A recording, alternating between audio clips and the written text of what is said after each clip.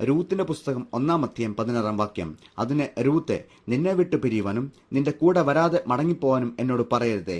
നീ പോകുന്നിടത്ത് ഞാനും പോരും, നീ പാർക്കുന്നിടത്ത് ഞാനും പാർക്കും. നിന്റെ ജനം എന്റെ ജനം, നിന്റെ ദൈവം എന്റെയും ദൈവം.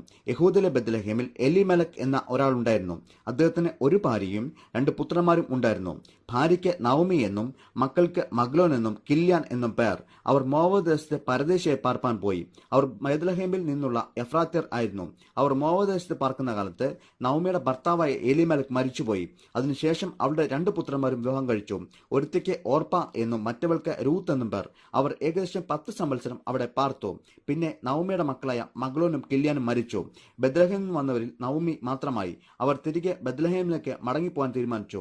അങ്ങനെ തന്റെ മരുമക്കളായ ഓർപ്പയോടും രൂത്തിനോടും പറഞ്ഞു, നിങ്ങൾ താന്താന്റെ വീട്ടിലേക്ക് തിരികെ മടങ്ങിപ്പോവിൻ എന്നും മരിച്ചവരോടും എന്നോടും കർത്താവ് കാണിച്ച ദയ നിങ്ങളോടും കാണിക്കട്ടെ എന്ന് പറഞ്ഞ് അവരെ